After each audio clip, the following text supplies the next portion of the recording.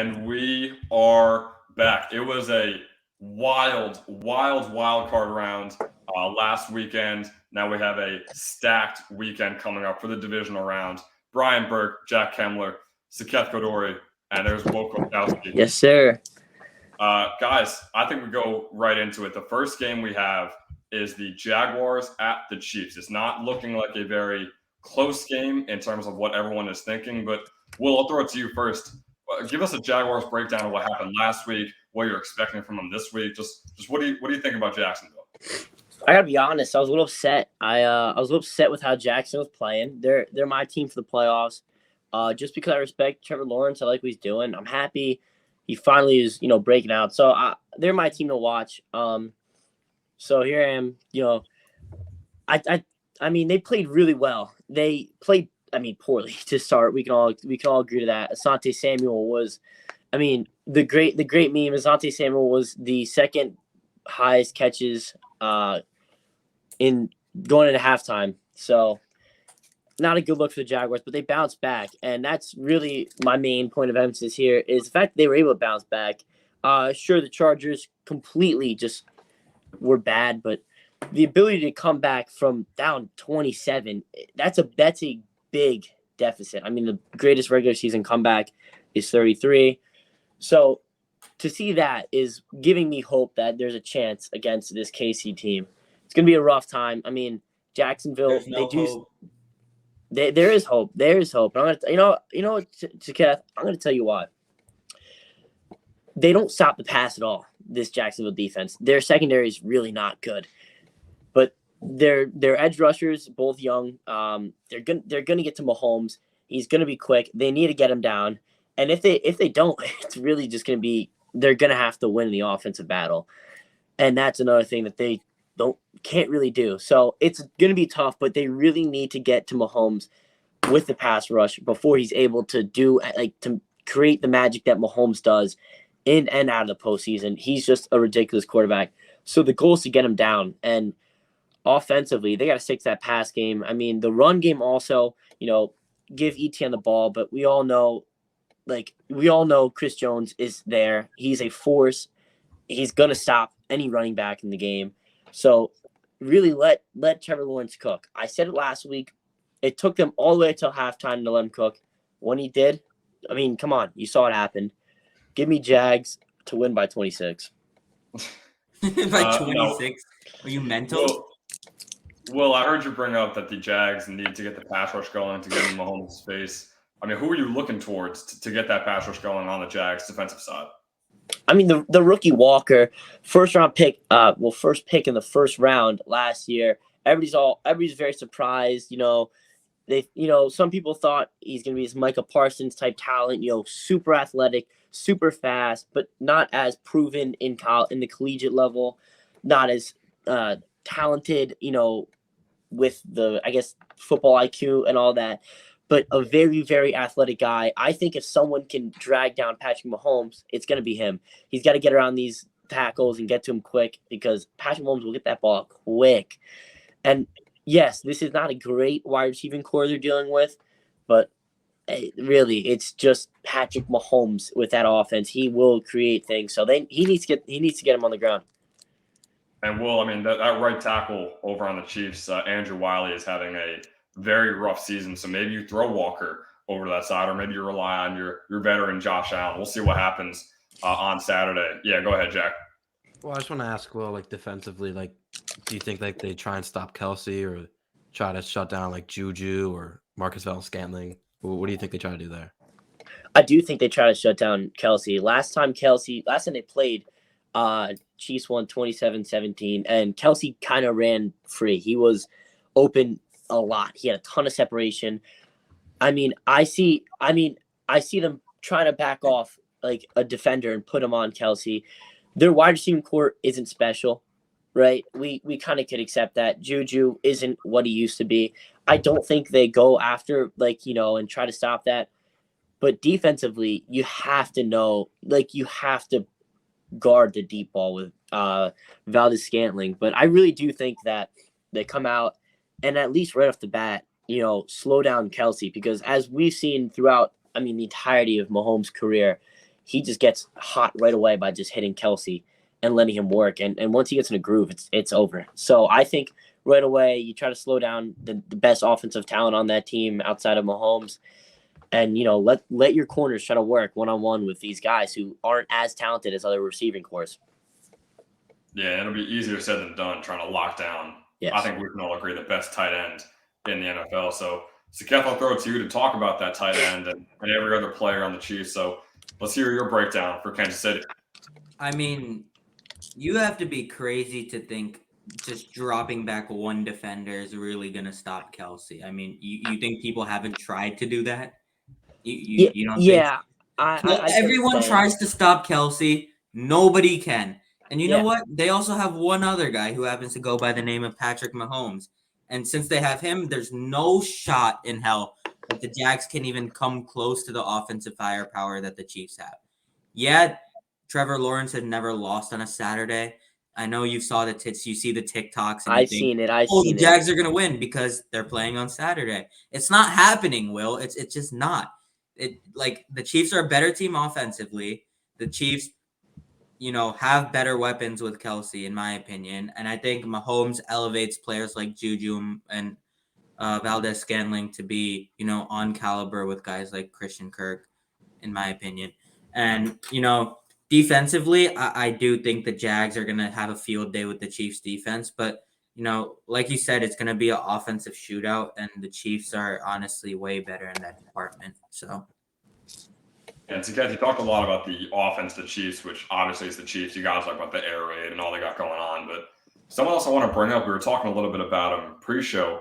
Chris Jones is having an incredible year. I think 15 and a half sacks. He's an interior D lineman, which is like Aaron Donald-esque, I might say. And this Jags interior O-line is not the greatest, if we're being honest. So what are you expecting from him in this game?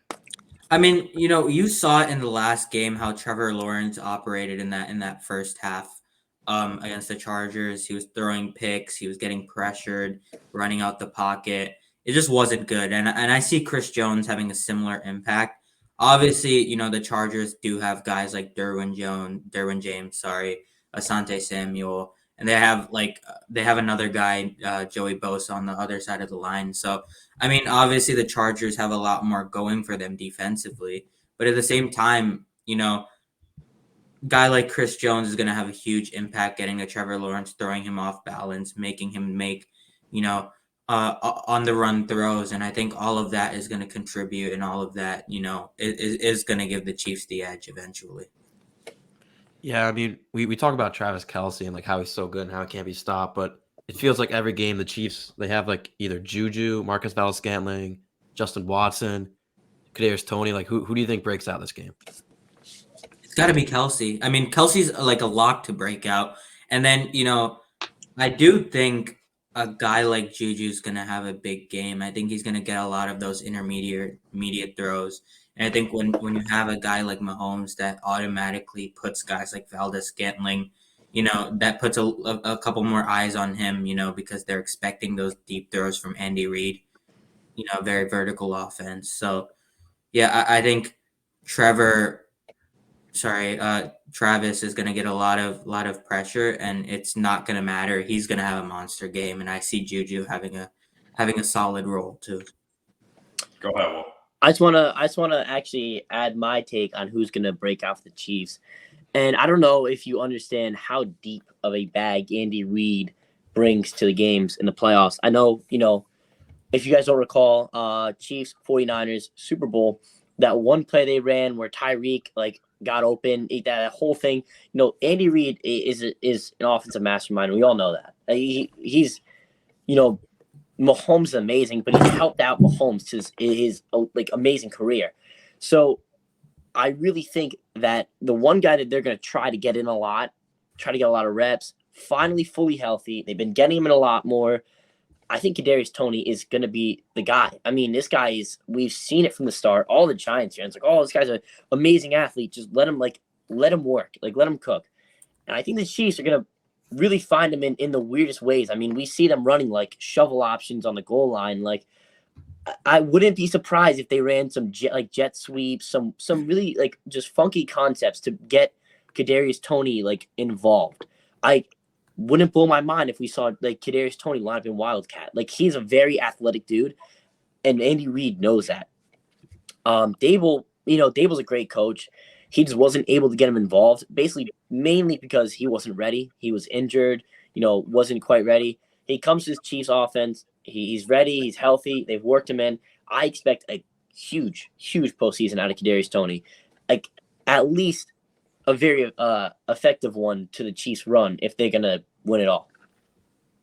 It could be a bit of a surprising game over there in Kansas City, or it could be chalk and the Chiefs could dominate. We'll get to our predictions later in the video. We'll move on to the next game. The Giants are going to head over to Lincoln Financial Field, and the home team over there is the Philadelphia Eagles. So, Brian, give us a quick, actually no recap because they had the bye. So, what are you expecting from Philly coming into this week? Yeah, so since the Eagles had the bye, I think they were working this week, seeing who they're going to have. But the Giants with a great win over the Minnesota Vikings, I say that the Eagles need to force turnovers and run the ball effectively with Jalen Hurts and Miles Sanders, which are both Pro Bowlers. And I'm going to say that they need to stop the run over Saquon Barkley. They gave the ball to him. They were kept feeding him the Giants game against the Minnesota Vikings, and he got a lot of yards. If they can't, the Giants cannot air it out with those like really bad wide receivers. So I'd say that the Eagles need to get interceptions and force turnovers and drive the ball. Yeah, and Brian, with a lackluster Giants secondary, what are you expecting from Jalen Hurts and the passing offense, and especially a guy like AJ Brown? How are the Eagles just trying to get them involved and get AJ Brown more open as the game goes on? Yeah, they have a wide receiver 1, wide receiver 2 duo with AJ Brown and Devontae Smith. So those are two great weapons. And Jalen Hurts can air out the ball as well as he can run the ball. So I'd say they can target AJ Brown a lot in that game.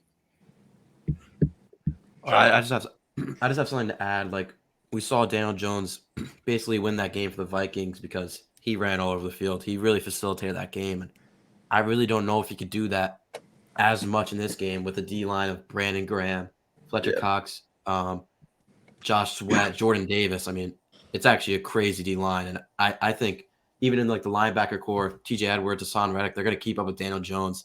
I know he's very physical, but he's not as fast as them. Yeah, and Daniel Jones is pretty much has to force the ball and air it out.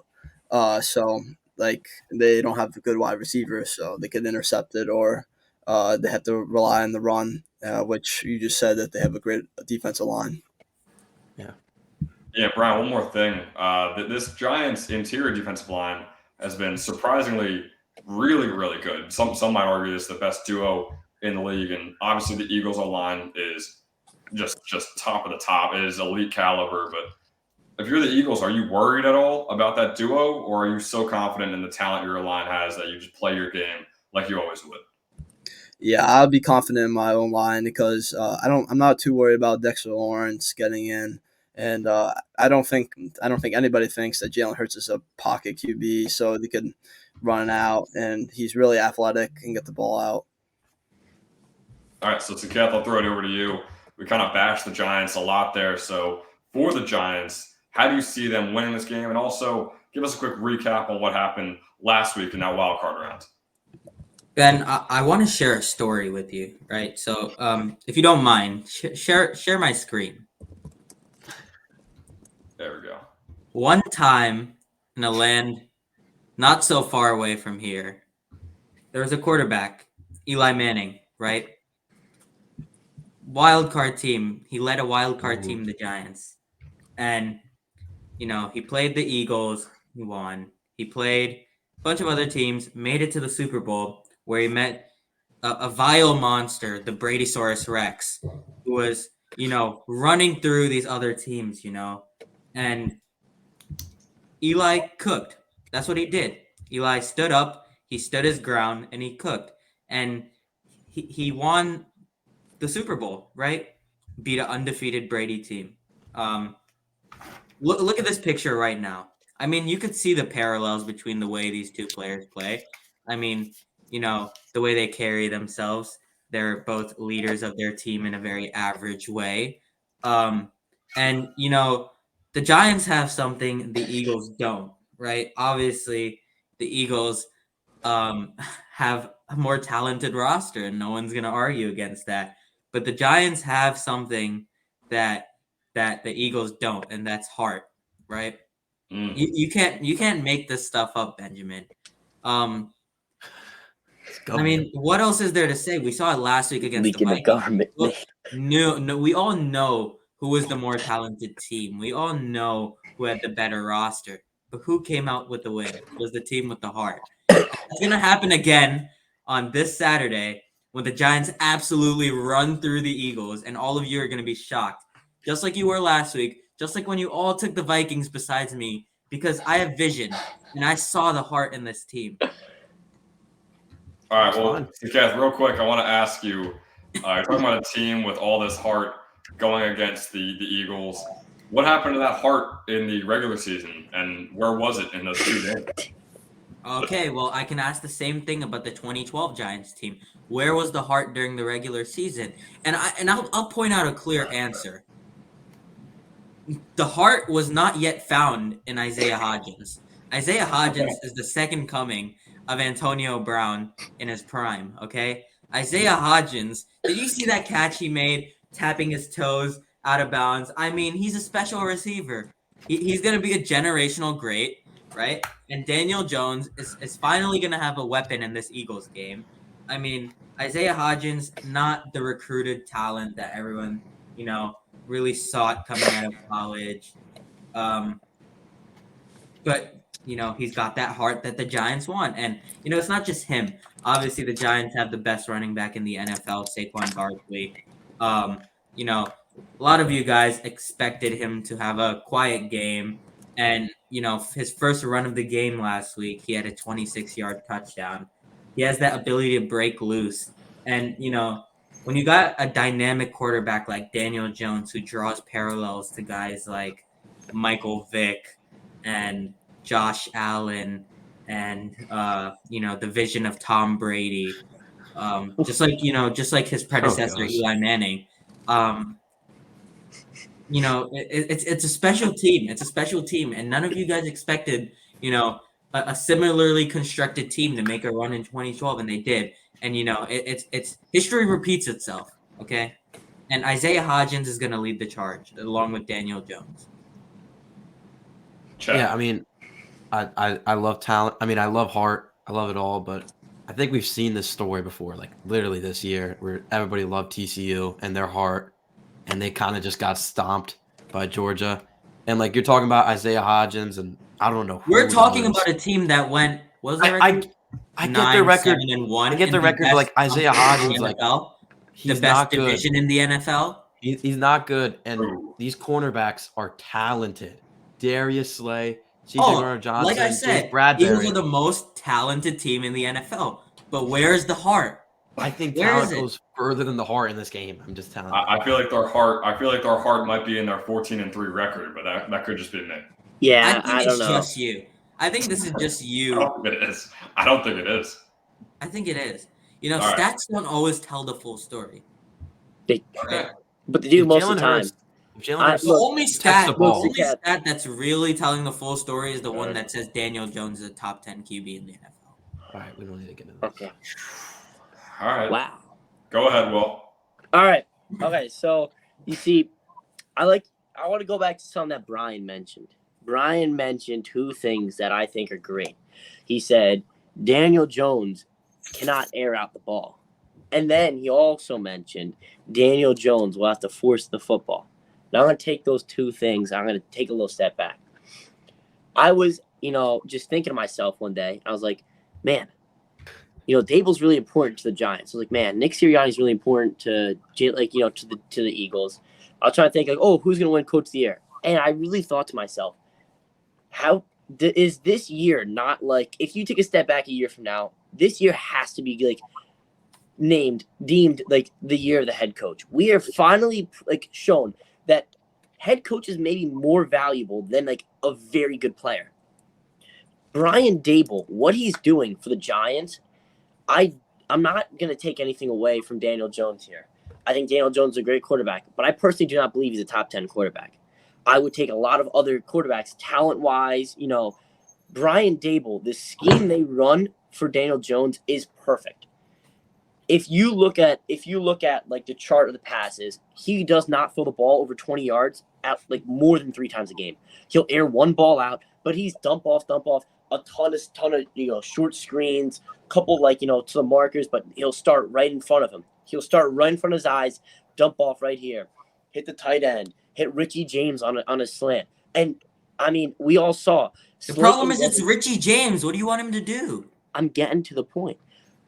Was Darius Slayton like prime Devontae Adams last game? No, they just drew up an amazing game plan and scripted him open. I mean, I'm not taking anything away from any of these quarterbacks. I just want to say, can we all agree that head coaches may be more valuable to a team than a star quarterback? Yeah, Brian Dable is the second coming of John Madden. Yes, okay, maybe not, but look, Jalen Hurts. How much credit? Like Jalen Hurts. People were saying, is this guy anything? Now we're calling him MVP quarterback, Nick Sirianni. Okay, let's move over to Jacksonville. Trevor Lawrence was being called a bust. He's saying that all this talent and nothing. Doug Peterson. Daniel Jones was being called one of the worst quarterbacks in the league. Brian Dable.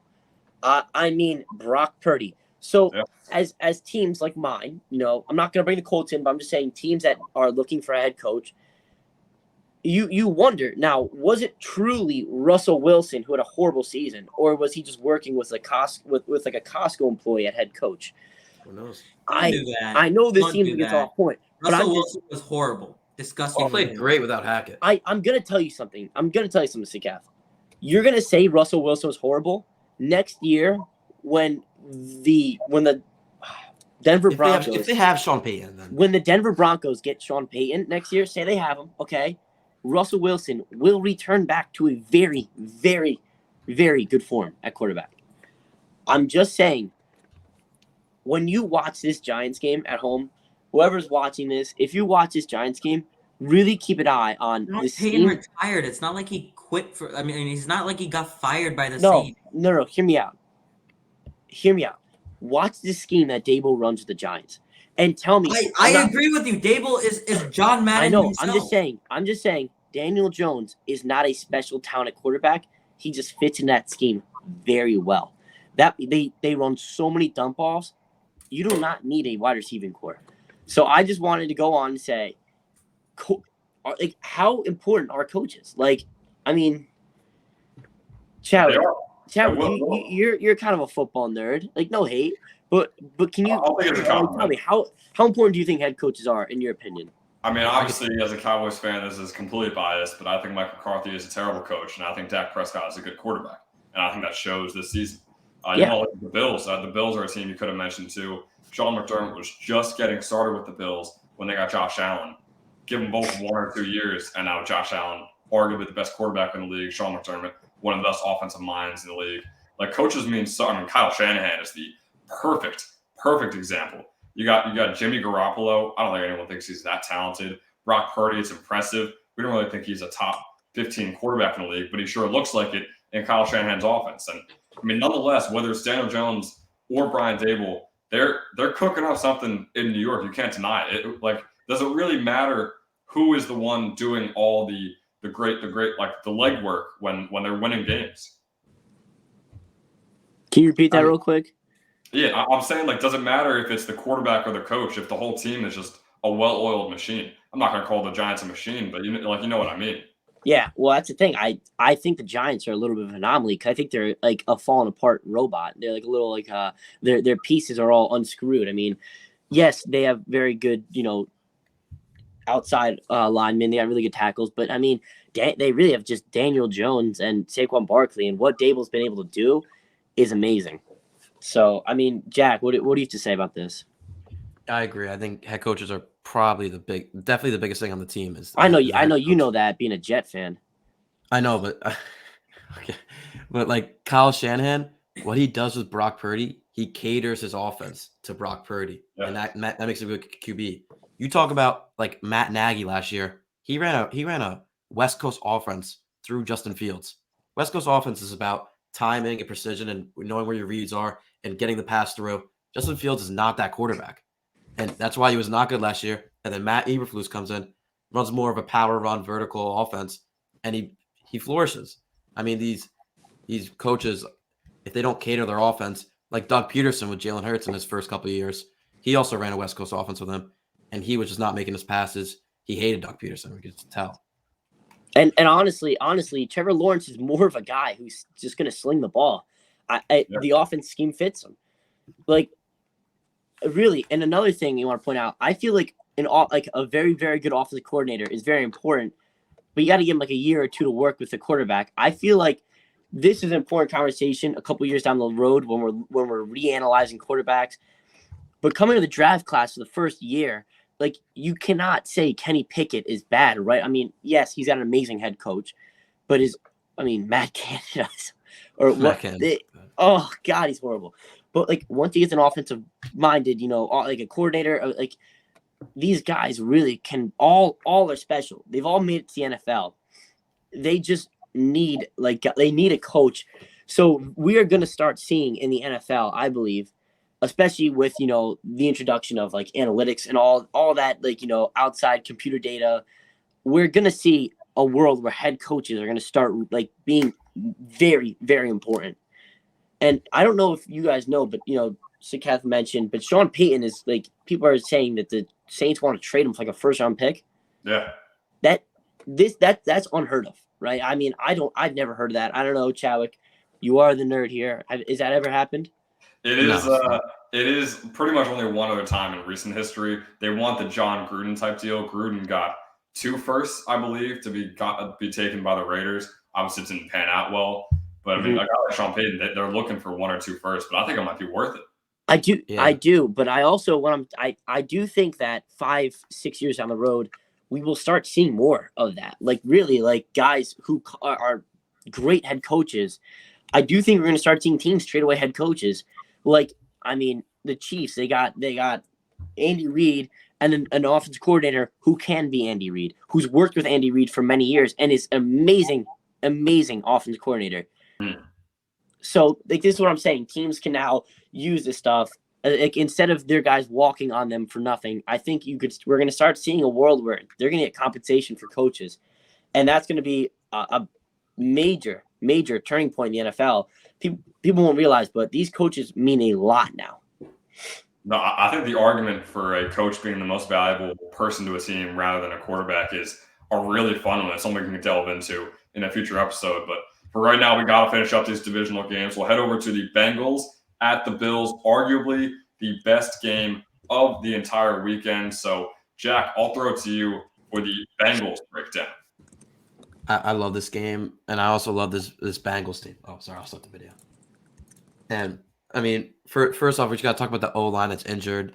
Lyle Collins, one of their big signings, 2 other guys, I'm forgetting their names, but they were starters and now they're injured. So that's the only part of this Bengals team right now that is really scaring me. It's starting to feel like last year where they're just injured, and during the Super Bowl, I mean, Aaron Donald, everybody was getting through to him. It was not the greatest, but we're really hoping these backup O-linemen can actually help Joe Burrow. And we talked about last game against the Ravens. They kind of scraped it out. I mean, Tyler Huntley's really not that good of a QB. I get people were saying that, like, he played good, but he's really just not that good. And Joe Burrow, he had a pretty good game, but only 209 passing yards, 1 TD. Didn't really throw the ball as much because I guess they're trying to cater towards more of the run game because the pass protection is really bad right now. But, of course, you see Jamar Chase getting 9 receptions, 84 yards. I just really hope in this Bills game with a guy that, in my opinion, I think is going to break out for the Bills, Gabe Davis. You see T. Higgins or Tyler Boyd is going to have a really good game to help out this Bengals defense. Yeah, I mean, you brought up the Bengals defense. What is the plan for all those wide receivers? And obviously, I don't think any defense can really plan for a guy like Josh Allen, but this defense, and especially the coverage unit, hasn't looked the greatest for the Bengals so far this year. So how do you handle guys like Gabe Davis? How do you handle guys like Stephon Diggs? I can't really fully answer the question because Chidobe Awuzie, one of the better corners in the league, is injured. He's not playing this game. And I guess they really have like Eli Apple and who's the Von Bell, but not the greatest cornerbacks for them. I could see Diggs having a really good game, but I just really see Gabe Davis coming out of the slot or the outside having a monster game for them. Go ahead, Will. I think this is something that Brian touched on, with the fact that really the only way that the Cincinnati Bengals can help out their defense, can help out their offense, is by creating turnovers. They're gonna have to get to the quarterback, because I said with the Jaguars, guys like Hendrickson, they're going to have to get that ball out of his hand, either on the ground or in a rushed scenario, because Josh Allen turns the ball over way too much as a quarterback. The thing is, there's a difference between Josh Allen turning the ball over a lot and like Matt Ryan turning the ball over a lot. The turnover-worthy throws that Josh Allen has is some of the lowest in the league, but he basically has just, he throws the ball so hard. Sometimes, guys pick it off, because it pops off their hands, and sometimes there's just bad reads. But I truly think that if they can, create enough disruption in the pocket, if they could, be tight on these receivers, which is going to be very difficult, as Jack touched on, horrible secondary right now. I think they got to create pressure in Josh Allen's world. I mean, especially not let him get out of that pocket, because you do not want to let him get out of the pocket. He's going to run all over you. And he's kind of the same scenario with Patrick Mahomes. Once he gets hot, it's very hard to slow him down. So I think my idea on how the Bengals are going to win, you got to force turnovers defensively, and you got to win the offensive battle, which I believe they can. And Brian, we'll get your thoughts on how the Bills can win this game. Obviously, we talked about their receiving core. If you want to touch on the receiving core or some other aspects for how the Bills can really come out hot against Cincinnati. Before I touch on those things, I just want to mention, Will just mentioned that Josh Allen is a great running quarterback. He is, but he is their only run game, I think, in Buffalo, which is going to hurt in this game. But I also want to mention what Jack mentioned. 3 out of the 5 starting offensive linemen for Bengals is out. So I feel like Ed Oliver is going to have a big day against the Bengals. Also think what you guys are also mentioning, that Gabe Davis and Stephon Diggs. I think Stephon Diggs is going to get matched up against Eli Apple, which I think he's going to have a field day too, airing it out. And also, I feel like Josh Allen, when he runs the ball, he doesn't want to get too banged up, because you don't want him to get hurt. And that's pretty much it. To be honest, I think it's going to be a shootout game. But if the Bills defense steps it up and the pass rush is good, I feel like it could be even a blowout even. Oh, yeah. Ooh. Ryan, I agree with you. I feel like this has the potential to become the game of the year. I don't know if you guys remember, but that Rams-Chiefs game from a couple years ago, I feel like it'll be right up there with that, because I personally think that, the Bills defense, like Jack said, doesn't have the ability to stop field stretchers like Gabe Davis. And I feel like Stefan's going to kill them in these intermediate routes. And, and I, in the same way, I feel like Jamar Chase and T. Higgins are too much for any defense to handle, even one that has Jordan Poyer and Tre'Davious White. So, it really could go either way. I feel like, it really depends on which quarterback could step up and play better on Sunday. So, yeah, Ben.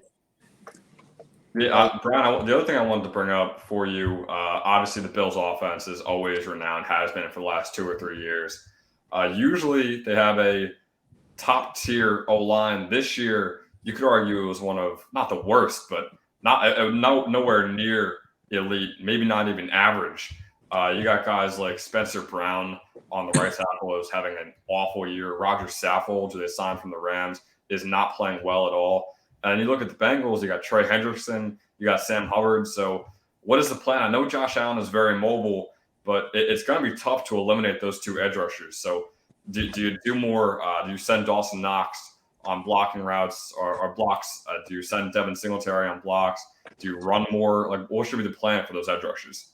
I hate to say this, and of course somebody's going to say something, but like the Jets, when they versed the Jets the first time, our D-line was amazing at that time. And Josh Allen really had to go on the run, and he was getting pressured a lot on the run and threw 2 picks, and that's why we won that game.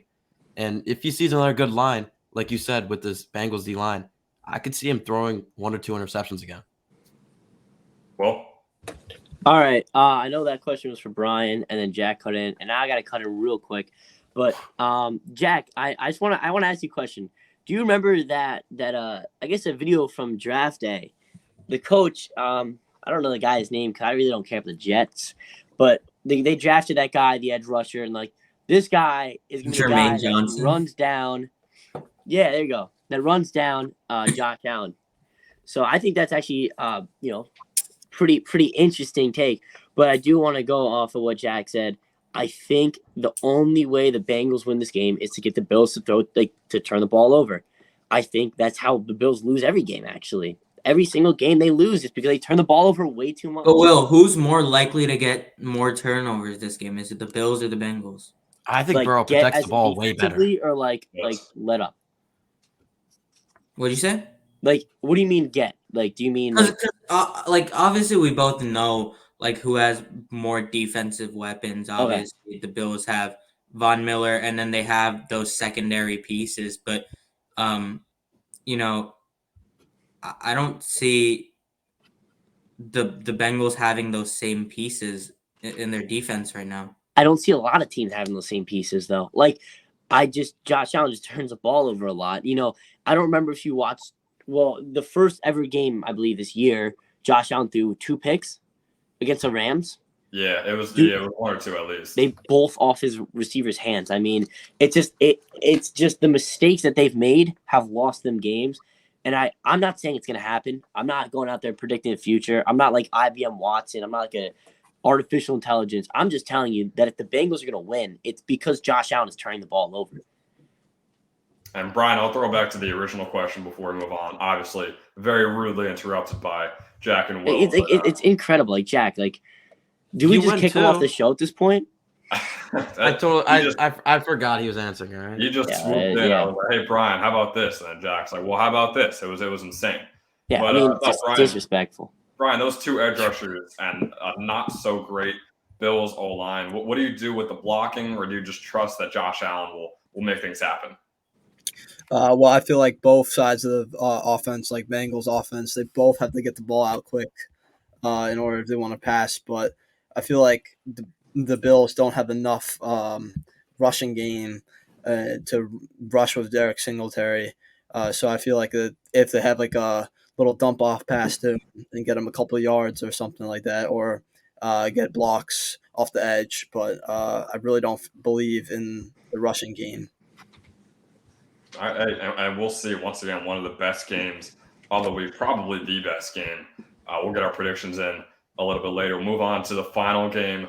We have the Cowboys and the 49ers. I'll give you a quick rundown on what I'm expecting for the Cowboys, and as well as a recap of a very nice win against the Buccaneers. Dak Prescott looked like a top 5 quarterback. He's not, but he looked like a top 5 quarterback. Over 300 yards, 4 touchdowns, spreading the ball around to over 7 different receivers. I mean, he was cooking the Bucs defense. Yeah, the Bucs defense isn't the best, but this just shows that Dak has it in him. It depends whenever he wants to show it. He doesn't have the heart of the Giants, though. He is so inconsistent. There are so many games that can look like this, and then there's other games where he'll swap his touchdowns and interceptions. He'll throw 4 picks, 0 touchdowns. It all depends on what Dak we get for this 49ers game. The sacks weren't too high, which is weird for the Cowboys. I do think that relates to Tom Brady being Tom Brady. He just doesn't take hits. He gets the ball out as quick as any quarterback possibly can. Did get a pick by Jaron Kearse, which was very nice. But in terms of this 49ers game, the O-line is great. Trent Williams is great. I'd imagine he completely shuts down one of our edge rushers, whether it be Micah or D-Law, whoever's on his side on any given play. But it all depends on Dak. I mean, if Dak decides to show up, this is a down-to-the-wire type of game. And in terms of the defense, I'm fairly confident. I know the offense is great. We talked about that. Coach Shanahan and Purdy are clicking right now, but I have a lot of faith in this defense. I think the run defense is great, which should not going to cancel out Christian McCaffrey, but I'm going to say hold him to 70, 80 yards, which is pretty solid. Maybe even attack Mike McGlinchey on the other side of the line, but the Then receivers. who is stopping those pass catchers? I don't think the pass catchers are incredible. They're not that Ayuk good. and Kittle and Debo, I think they're a lot to Dude, handle. Debo Samuel was a running back. Don't forget that. He's a don't weapon. Forget that. Anytime Don't forget he's that on the Debo Samuel field. was a running back. Don't It forget doesn't that Ayuk matter. had a Anytime he's 1,000-yard on the season. field, anytime he's on the Jack, field, Ayuk it's is something like for the a defense to look flying out for. squirrel. He's so versatile. And he'll do the flying He's such squirrel a against the versatile Cowboys. player. All right. Are you finished with your breakdown, Chadwick, or did Saketh rudely interrupt? I think Saketh rudely interrupted. Well, I mean, then let's let Chadwick. I'm sorry, I just couldn't take this delusion anymore. All right, Chadwick, Yeah. give him a 5-minute probation, kick him off the show. Saketh, I'll throw it right back at you. If Dak Prescott plays the way he did last week, who on the 49ers defense is going to stop him? There's okay. Do you want me to make a list? Because I can make a list. Oh, there are plenty of players, and I'll give you plenty of players for the Cowboys. There are plenty too. of players, and I think the biggest factor is gonna be that front seven for San Francisco. Obviously, they have Nick Bosa. They have all these solid pieces. I feel like there's gonna be much pressure. Just Nick Bosa on a bunch of solid pieces. Nick Bosa. You named one guy. Everyone pales in comparison to Nick one Bosa. guy. Well, Eric Armstead, Fred Warner, Yeah, but he named one guy. Can't think of it off his head. No, I'm saying Nick Bosa is gonna have the biggest impact defensively, more than Ward, for instance. I feel like Nick Bosa is gonna get so much pressure on Dak Prescott that he's not gonna have enough time in the pocket. He's not gonna be able to find CD down the field. He's not gonna be able to step into those throws he's used to. He doesn't. And those are the games where Dak plays the worst. And I think Micah Parsons is going to be the exact same thing on the other side. I mean, these are arguably the top two DPOY candidates. It's slightly different. It's slightly different because of the way these offenses work. I feel like San Francisco has a lot of shorter routes with Debo and CMC that even if they're getting pressure, it just opens up San Francisco to attack through screen passes and through short pitches and dump offs and stuff of that nature. San Francisco's offense works perfectly against, heavy pressure. And I feel like that itself is going to, open up more plays for Ayuk and Kittle to get open. Go ahead, Will. I have a question for Mr. Saketh Kaduri. Do you think that Michael Parsons can can help affect, shake up, stop the short pass game? 100%. It's Micah Parsons. Okay. All right, just making sure because I wanted to point out the fact that he wreaked havoc in that game against the Buccaneers. Chadwick said it. They didn't get many sacks. I don't know if you know Tom Brady, generational talent. He's pretty good. This year he actually crap talking last week. Yeah, literally last week he went off on him. Let him finish. You saw what he did. I was right. All right, but Tom Brady has the fastest time to get the ball in his hands. It's like 2.5 seconds. How are you supposed to sack a quarterback in 2.5 seconds? You want him to teleport to him? No. All right. Tom Brady is very quick. All right. And he tried to get those little quick pass routes. So what does Micah Parsons do? Adjusts. I believe that Micah Parsons is the best defensive player in the league, not because of his talent, because of his ability to adjust and his ability to work the defense. You're not considering the fact. You're not considering the fact that the Buccaneers were playing with a crippled O-line, whereas in the Niners have a much more solid O-line, and they still have much more talented pieces coming out of that backfield. I mean, Brady was throwing to Rachaad White. I think CMC is definitely an upgrade over Rachaad White. I don't know about you. I think Tom Brady's an upgrade over Brock CMC Purdy. is coming out this way, and Debo Samuel is coming out the other way. It's Micah Parsons is on one side, then it's so easy to attack the other side. The Niners offense works like a well-oiled I don't know. That guy's a pretty good middle linebacker. I mean, what I'm trying to say here is Jack and I had this argument before. Jack believes that Micah Parsons can be stopped by Trent Williams. I believe that no offensive tackle in the league can stop Micah Parsons. Nobody can. Trent Williams is going to make it a hell of a lot harder. He's not going against him. Would you say, Chadwick? You won't be going against. Why would we put him on Trent Williams? That's what I'm trying to say. He won't. First of all, he won't be going against him, and second of all, is in the Bucs game. I don't know if you recall, but he was lining up at middle linebacker, and bluffing blitz and then going. He was throwing off the offense, especially a extremely brilliant quarterback in Tom Brady, probably one of the smartest quarterbacks ever. Obviously, he was throwing off their looks, trying to get them to be all lost.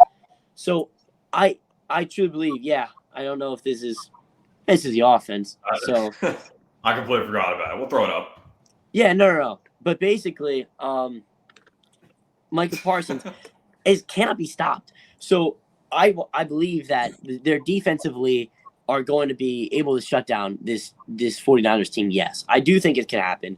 I think, I mean, yes, it could Who be. is shutting down those passing options in the Trayvon Diggs is a very Micah Parsons has that ability to shut down one side of the field, right? But and Trayvon Niners have Diggs so many One weapons side that of the Micah field? Parsons can't be everywhere. You don't He understand, can't be everywhere. dude. The safeties, just the safeties on the Cowboys is one of the best safety groups in the league. I believe that they can. I don't think you shadow understand these how guys. defenses work. Like there's a lot of guys out there. I understand that. It's again to say, like, shadowing Trayvon Diggs. This defense has the ability. People have completely forgotten what this defense is and how amazing they are. They can shut down this 49ers team. No one is saying they're not amazing, but who has the better defense? I think it's very close. I will pick the Niners, but I think it's I extremely don't think it close. is. I think it's a Cowboys. I think the Cowboys, have the second best defense, but I feel like the Niners on paper, the Niners have the better defense. Like it's not on paper. And It's visibly that's evident what I mean, that the by Niners stats. have a better defense. No, I just don't think they do. D'Amico Ryan's defense is historic, in my opinion. It's insane. It's insane. And hey, so is the Cowboys. Well, let's let Jack talk about that Niners defense and all the other aspects. So, Jack, what are your thoughts on the 49ers' chances in this game and how they performed last week against Brian Seahawks? Well, I mean, they took basically all the aspects I was going to say. But I'll just talk about what we didn't talk about, and that's the guys upstairs. All right? I'm pretty sure that the Niners were, 4-3 going into the trade deadline? And what do? John Lynch trades for Christian McCaffrey, and ever since then, they've been 11-0. Yeah, that's a brilliant move. I mean, I just want to break it down. That's a brilliant move. Like, who knew that Christian McCaffrey would be this good? I didn't expect this. To be honest, I expected. I thought the whole world expected this. He's one of the best. He's probably the most talented running back in the league. I thought that was kind of obvious, Really? I didn't expect. This is prime Christian McCaffrey, though. I mean, this version. No. You've never seen prime Christian McCaffrey until you run the Stanford tape back. that's true. Snubbed of the Heisman. We'll throw that out there. I'm telling you, snubbed. Derrick Henry does not deserve it. Go ahead, Jack. Oh, am I allowed to talk? No. Rudely interrupted. My apologies, Jack. I had to get you back for what you did to Burke. Yes, sir. I got you, Burke. Don't worry. Saket talked about it a bit, and it's the play action. It's the power run offense, and I get Micah Parsons is that good. He sounds like a superhero to you guys. He's saying he's gonna cover a whole side of the field. All right, I didn't say that. That was Saket. He's not sticking up with that guy. He's not sticking up with Brandon Ayuk. He's not sticking up with Debo. He's not sticking up with George Kittle. I'm telling you, Brandon Ayuk is one of the most underrated receivers. His route running is one of the best in the game. He's a top 3 route runner in the league. Yes, and he had over 1,000 yards. No one's covering him on the Cowboys. Not Trayvon Diggs, who is not that good of a cornerback. I think Chadwick can agree with that. I do. And the safeties are pretty good, but the cornerback core, I don't love it at all. And for Purdy, the play action just works so well. He reads his reads in about 2 seconds and then makes the pass. These players are not going to get to him. Micah Parsons is not going to get to him. The only way he gets to him is if he goes off Trent Williams. But I've looked at his stats on the left side when he's not going against the left tackle. It's not as good. And he's only done that 20% of the year. So I just don't see this Cowboys defense really getting into this 49ers offense better than what the Seahawks could do. I just see a blowout of not a blowout of a game, but a really, really high scoring game. Also because what I don't love about the 49ers defense is that D'Amico Ryans has been doing interviews. During practice, he's been going and doing interviews, head coaching interviews during one of the biggest games of the whole season. He should be there with his team game planning. I bet he is. but taking the time off, that in his head is not helping him at all. And I think this is going to be the highest scoring game of the weekend. Maybe No, this might be the maybe the high lowest 30s. scoring game. No, I think it's I believe the in defense what do Jack not said. show out at all. I think the You think this is offense going to be a higher scoring game than I think the Bills offense is Bengals? turning into complete powerhouses. I And don't think the defense just can't hold up. I don't think defense is going to be a thing this week. Personally, I don't. I think it's going to be every game's going to be in the 70s, like for total score. Oh yeah, that makes sense. Oh, and recap does. the game. I mean, Brock Purdy, 332 yards, 3 TDs, 131 QBR. That's In the this highest game, of the wild I card don't know round. why, but That's the highest of his career, which is kind of short career, but I don't know oh, why. go Well, back like to Debo that Samuel, highlight. six Go back to that highlight. 6 receptions, 133 yards, a TD for Debo Samuel. Christian McCaffrey, 15 rushes, 120 yards. That's 7.9 a carry. I just really don't see this Cowboys defense somewhat stopping this Niners offense. I don't really see any defense in the whole playoffs right now getting a solution to stopping this Kyle Shanahan, Brock Purdy led offense. Go ahead, Brian. So I want to mention about Brock Purdy. He was not playing good in the first half against the Seahawks, and the Seahawks do not have a great defense. So how do you think he's going to play against Cowboys defense? And this is just like truly great matchup with this great defense. Yeah, I do have that written down right here. I've got written down right here. I mean, he went to Iowa State, never really got into the big game, so he got the playoff jitters out of him. And that second half, he absolutely balled. And I actually somewhat like the Seahawks cornerback core more than the Dallas. I can't remember all their names, but Tariq Woolen's better. Who's the second cornerback, Brian? I think it was Sean. What was his name? Is it the dude with one hand? No. No, he's gone. It is Diggs though. He's right. He is Diggs, and they are better than the other Diggs on Cowboys and the other cornerbacks on Cowboys. He was safety. And they held Ayuk 23 receptions. Ayuk is going to have a monster game against the Cowboys. I know Will's urging to talk, so I'll let him talk. Oh, I'm dying to talk. Go ahead, Will. A few questions for you, Jack. I can't wait till the 49ers offense is stopped and you guys realize that there is a way to stop them. Because they're not like amazing. Like they're not like the best offense we've ever seen. Like, I don't know. People are hyping them up way too much. My other question for you, Jack. You think it's easier to stop the 49ers offense than the Cowboys offense? No, it's easier to stop the Cowboys. I'm just saying, like, someone's gonna figure it out. But all right, Well, that's why I take D'Amico Ryans in that situation. That's besides the point. Okay. I have a question, Jack. So you're going on about this defense the 49ers have. And in this video I'm watching, I wasn't really paying attention to a word you said. I was just kind of watching the video. It was weird. It showed that Jared Stidham had 4 touchdowns and 320 yards. Can you explain how Jared Stidham and his second start of the year had 300 prestigious defense? Can you break down, with your fancy numbers? I don't really know what you want me to do there. Jared Stidham had a good game. I mean, that Raiders offense is actually good, and Derek Carr was not leading that offense at all this year. He was just actually horrible, and Jared Stidham walked in, gave the ball to Adams, didn't give the ball to Matt Collins because who would give the ball to him like Derek Carr does? And Darren Waller had a hell of a game. The Niners weren't expecting it out of him. How do you game plan against Jared Stidham when you've never seen him? They've seen Dak Prescott. They know what to do this year. They know how to game plan against Dak Prescott. All right, I guess you stumped me there. I like it. I don't know what Dak Prescott we're going to get, though. Like, who are we getting? That's fine. Also, if he has that Buccaneers game, then, sure. Then maybe they beat him, but I still don't see it happen. I hate to go back, but I just really deeply enjoy, making Saketh look dumb. So I'm going to have to do it again. So Saketh, I have a question.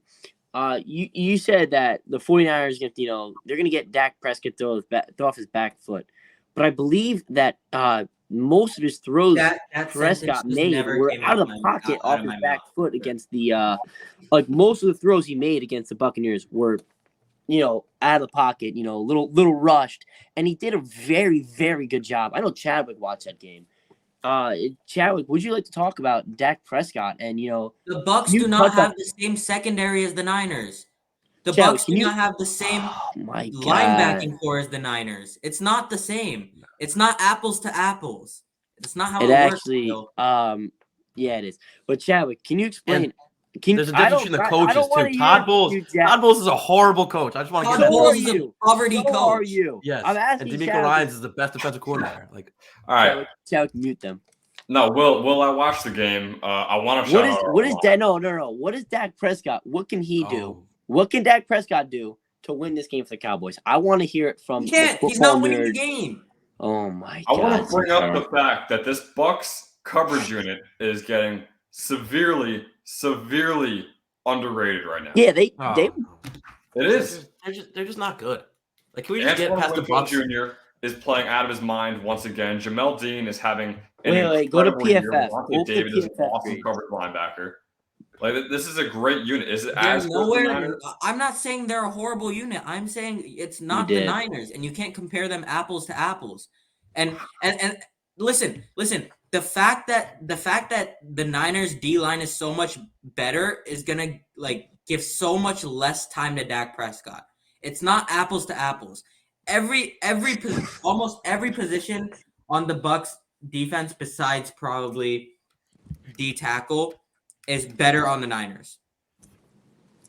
I mean, I don't even know about that. No, I mean, 'cause- Besides Vita Vea, I don't think there's a better positional player on the. I take Because one I Fred have a Warner over question. Levante David and Devin White. Yeah, I have a exactly. question. I have a question, Sikath. Yes, well, So I believe you watch sports, right? Even do, last night, have you ever heard of an underdog, like a team that's not the favorite to win? Have you ever heard of them? Yeah, I took the Giants last week. I do know. Yeah, of that. no. I actually don't believe that because you truly believe there's no chance that the Cowboys. Roll the tapes back. I took Dude, the Loyola Giants. Maryland just beat Gonzaga. I think that the Cowboys can beat the 49ers. You're calling this College game basketball. like it's over. Like the game was already played and the 49ers already won. It's over. The Cowboys It's can over. still win this game. The It's Cowboys came over. this far. It's The not Cowboys happening. came this far. They are playing the 49ers in the playoffs. They obviously can beat them. all right. Okay. These type of games, they come down to the coaches when the rosters are very similar. And what does it come down to? Like You're Ben always Shepard saying says, that the because whole you want the Mike 49ers. You're McCarthy, arguing that the rosters are similar. No, They're not. you're always They're saying not. that. they're slightly On similar. offense. Yeah, they're On slightly offense, similar. almost every position is better on the Niners than the I Cowboys. get that. I get that. I'm still also a trying to way make the Every argument that position way DeMeco's. better on the Niners than the Cowboys. I'm It's trying to not help the you, same. Sikath. It's not I'm trying to happening. help you. I'm saying that. Shut Let's up. get right I'm to tired of it this then. argument. It's a horrible argument. Let's get right to it then. Let's start predicting these games. We'll get right into it. The Saturday slate is first up. We hit it first in the video.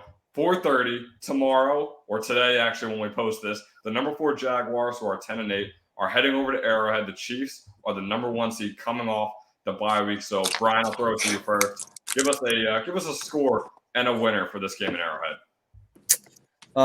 In Arrowhead, the Chiefs are going to win this game. And I'm going to say the score will be 28-17 Chiefs. Okay, Jack. Love it, Burke. Love it. Great prediction. I apologize for my previous actions to you. And I actually have the script up. Because everybody's been talking about the NFL script. I have the NFL script right here. Oh, okay. There might not be anything on it because it's in blacklight or whatever that thing's called. Yo, There you go. what is that? What is And- that in your hand? Can I see? Is that A a little flashlight? flashlight microscope job. Yo, you know what that looks like? That looks like a really oversized computer Yeah. chip. And Thanks, Will. okay. Okay, All right. Sikat, can you What please what are we thinking get about off this the game, show? Jack? I know what Will's going to talk about with this game, and I don't care. I don't care about the Saturday. I don't care about anything. I'm not gonna say. I the care Saturday. about the Chiefs winning by 2 You- scores. Yo, I'm Give gonna me get Chiefs Mr. Heron to give you a 28-13. 28-13. Andy Reid with 2 weeks. 2 weeks to game plan against the Jaguars. Easy. Go ahead, Scott. The Chiefs are gonna win. Blowout. No, not blowout. It's gonna be an offensive shootout, but Chiefs are gonna win by 2 scores. I got 47-33. Well, Oh my gosh. that is a game. crazy game. Go ahead, Will. I'm going to counteract my statement, but I want to get it out first for the fans, for the so many people that watch us, that depend on us for our takes. Andy Reid, I was like 10 when I saw this on ESPN. Andy Reid was like 10-0 at this time, coming on games after the bye week. I checked up on it. He's lost like 3 games in his career coming off a bye week. I don't think the Chiefs are going to lose this game. I know they're going to lose this game. Jaguars are going to come into Arrowhead, and they're going to upset them. They're going to win the offensive battle. They're going to force turnovers out of Patrick Mahomes. That's so dumb. And the Jaguars underdog story makes a lot more sense. Well, you're a simulation. You're not a real If you person. believe in it, if you understand the fact that Trevor Lawrence, hear me out. Don't even talk about playoff Trevor Lawrence. Talk about playoff 4 Patrick weeks. Mahomes. In 4 weeks, you guys are going to be calling Trevor Lawrence a top 5 quarterback. And this game is going to be why. All right. Maybe if he has Trevor a good Pro Bowl Lawrence. game, if he has a good Pro Bowl game, I'll talk about that. Because you'd be in the Pro Bowl. Let's hear You're the in the score. Pro Will. Bowl. Trevor Lawrence is going to be next offseason. People are like, is Trevor Lawrence the next great? And you want to know why? It's because he's going to take down the Chiefs, and then he's going to take down the Bengals. Book it. I'm telling you, Jaguars are going to win. Let's hear a score. Let's hear a score for the game in Arrowhead. 38-35. It's going to be an offensive battle, and they're going to win it. All right. They just have better weapons. So I'll make mine quick. I got the Chiefs winning. We'll go 31-27. I think you guys are making it too extreme with how much the Chiefs are going to win by. I think the Jaguars are still very You don't understand how much dog the Jaguars have. Sorry, Dude, I'll change my score. Chiefs 31-13. There we go. you don't understand how much dog. Let's get into the Saturday night game. The number 6 Giants, 10-7-1, heading over to Lincoln Financial. Another well-rested team. The Eagles are 14-3. Brian. So, Kev, you're probably going to say it's going to be an offensive shootout or something like that, something crazy. But I'm going to say it's going to be a blowout. And I'm going to take the Eagles winning 38-21. Wait, didn't you say it wasn't This going to be isn't a Seahawks-Niners game for it to be a blowout. Wait, did you just say it was not going to be an offensive shootout? You went with the 38 hook and then hit the points. uppercut. Dog, there's a lot of. I feel Burke. I feel. All right. Will you? It was a Hey, surprise. stop talking. Jack, I'll throw it over to you. Jack gets a fancy mic and acts like he knows what he's saying. All right. I'll throw applause to the Giants for a good season. Good season. Oh, I unapplaud them. I didn't expect it. I think me and Chadwick said they were Season's not over on yet. a 6-game losing streak to end the season. So Yeah. hell of a season. Didn't see it. Eagles win. You guys thought they're going to lose to the Colts? Yeah. 38-30. Eagles win 38-30. Still a close game. 38-30. All right, Saketh, known Giants fan among others. Who do you have winning this game? Well, that's a lot of teams too. Aren't you an Eagles fan? No. Oh, Okay, is this so a the conundrum? Giants are gonna win. Question is by Saw him in how the Eagles much. jersey. Wait, And since do Daniel you actually Jones think is the do you second actually think coming, the Giants can win? and since Daniel Jones is pretty much a biblical prophet at this point, I see the Giants winning by winning in you a shouldn't score say of that. about You know what? 30 to No, 21. 30 to 21. That's a horrible thing to say. 30-21. All right, Will. I hate that. All right. I do think the Giants can win. I'm going to say that. Oh, But do I think they're going to win? No. what? I think they Oh, can he came with the hook and then the uppercut. Oh, the Yep. hook and Yeah, uppercut. yeah, Hook and uppercut. All right, but besides that, I was gonna shout out Bert for saying it's gonna be a low score game, and then he said it's gonna be like 45-40. It's really gonna be a defensive battle. Like, you guys don't understand how tense the Eagles are gonna be coming out of the gate. I mean, Nick Sirianni, no playoff. This Eagles coaching staff, no playoff experience at all. They're gonna be very tense out of the gate, and the Giants just are a slow offense. I said it last week. They are the worst team in the first quarter offensively. They work short. Wasn't that ironic? They work short. I'm sorry. It was a blessing that Saquon Barkley jumped out a 30-yard touchdown right off the bat. But they do work short. They're going to try to get the run game involved. And you want to know how they get the run game involved? The short pass. But I do truly believe that they're not going to beat this Eagles team. Because you want to know why, Stiketh? Why? Because the Eagles are better than the Giants at every single position except for running back. Okay? So you want to They go don't say that have about the the hard Cowboys. You want to go say about the Cowboys when it happens to your Giants. You're like, oh, the Giants are going to win. I believe that the Eagles win 24-17. It's going to be a close game, but I don't think that the Eagles are going to come out taking their deep shots like they usually do. I think they're going to be tense. I think they're not going to want to make mistakes, and I think that's what's going to be the score. And the Eagles are going to Yeah. And Will, I agree Lane with Johnson's you. back. Who's Right back? tackle. win. Oh, no. Lane never mind, Johnson's by back at 40. right tackle. Oh, I'm just saying. They're still going to win. Now, Will, I agree Will, with you're you with really a them Colts fan. coming out tense. Drafting Will But for me, Levis. that's just the first quarter. Aren't you a Jets fan? You're drafting Will Sorry, Levis. Chadwick. Sorry, Chadwick. That's Who just you the drafted? first Anthony quarter. Richardson? That's just the first Nope. quarter. You're gonna get Hendon Hooker in the 7th round. I don't care. All right, he's Better, muted. better than Will Levis. He's muted. We're good. That's just the first quarter for me. Will, I'll try to agree with you, and then you interrupt me about 5 straight times. That's all right, though. That's all right. You know I can unmute myself, by the way. We'll try this method. All right. I think the Eagles do come out tense, but I think they easily get it going. I think the Giants' defense might be the most overrated in the league, and it is. It's not a good defense. I don't Yeah, but understand. come on, we where that's hated coming from. the They have a great hated the interior Giants. line. What else? That's Wink it. Martindale. Who was stopping Isaiah Hodgins? Who? Darius Yeah. Slay. So many players. I'm talking about the Giants. Darius defense. Slay. Darius Slay, while running backwards. Who's will stopping? stop Who's Isaiah stopping Hodgins. AJ Brown? Oh, no one. I Moreau? just think the Giants are going to outscore them.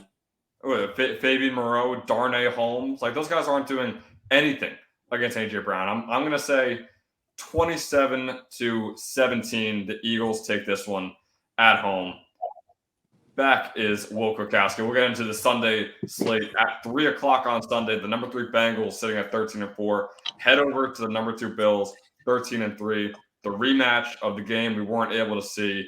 So, Brian, who do you think takes the essentially the first matchup between these two teams this year? I'm not liking the Bengals' offensive line right now since they're all hurt pretty much. So I'm going to take the Bills to win, and it's going to be an offensive shootout. And I'm going to say the score is going to be 38-27.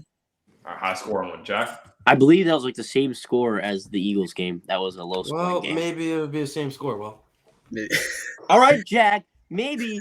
I'm Go ahead, have to steal your mic. I'll take the Bengals. I've always had the Bengals win this game since the start. 24-17. Nice, Kev. It's going to be an absolute shootout and one where the Bengals take the victory. 39-30. Gosh, what is happening? These are So, Kev, do you understand? Like, 39-36. How do you get to 39? How do you get to 36? I think you go 35. I think you go 35 and 2 safeties. So 5 touchdowns. Oh, that's a good one. Let me do 30. All right, just Go kick them 38. off. I think 38 makes a little more I think sense. 38. No, 41 to Sure. 41 to 36. Yeah. That's better. All Still right. stay. God, what a game that is. Go ahead, Will. That looks like Brett Scream that Maher game. kicking out there. I think I'm gonna go. Clearly gonna be a shootout. Clearly gonna be a Bengals win, and I even expect some more. Was it Trey Hendrickson that ran that ball 98 yards? Yeah. No, Chuba Hubbard. Oh, yeah, true. Yeah. No, what? Sam Hubbard. Yo, but Chuba Hubbard, shout out, fantasy legend for 1 week. Yep. Yeah, but basically, I think the Bengals are gonna win. I think they're gonna win 37-29. No, I'm joking. I pulled those numbers out of like a hat. Clearly gonna be off the bat. What are you doing with these numbers? Turnovers. 42. Jeez. 30. No, wait. I'm trying to think. 42-31 Bengals. All right. I'm going to be a little What are you bit more laughing at? modest. I'm going to be a little bit more modest. Still very high score. I'm not going to be going into these scoregamis in the 40s like Will and All right. Steph. 40. Wait. No, you already made your score. 42-31 is not a scoregami. Sure. All right. Go ahead. Yeah, I'm going to take the Bengals in this one, too. I don't think they're the people's favorite in this one. Obviously, it's in Buffalo, but yeah, give me Cincinnati. I think it's an air raid game. I think Burrow goes at least over 350 in this one. I'm going to go 31-27. I think it's down to the wire, but not exactly in the 40s, but still pretty high scoring. Final game of the weekend, number 5 Cowboys are sitting at 13-5, heading over to Levi Stadium, the 13-4 49ers. So, Brian, I'll throw this to you first. I think it's going to be a blowout, and the 49ers are going to win. Oh, So my God. the score is going to be 27-14, maybe. No. Well, run it back. Bert, that means the Seahawks got completely blown out. Let him live. Let him live. Let him cook. 38-14. And this is why you don't let freshmen on the show. All right. Whoa, no, we're brotherhood here, Sakath. Come on. All right. We're brotherhood here. That's a 2-minute timeout. That's a timeout. We don't even need his take. Dude, on the Go ahead, Jay. Of course, you know what I'm doing here. Like I said, this will be the game of the year or whatever. This will be where the defenses blow up. I will take Niners 42-38. Oh, my gosh. You got to mess around sometimes. So, Kath, are you ready to behave? Yeah. First of all, Brian Burke, I'd like to extend my sincere apology. There we go. With that being said, it's not apples to apples. I'll agree with you in the fact that it'll be a complete blowout. The Niners are going to obliterate the Cowboys. Oh, my God. Absolutely demolish them. With a score of about 38-10. Jeez, 10 points? That's all right. crazy. Will, go ahead. Why is this game more spaced out in score than you guys thought the Bucks-Cowboys game was going to be? The Bucks are like a 5-win team. All right, but besides that, no, actually, you know what, Sakath? No one likes you.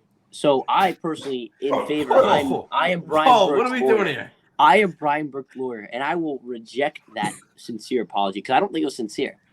It was sincere. It came from my heart. I've been talking about heart all night. You don't have a heart. That's the problem. The Giants. Whoa.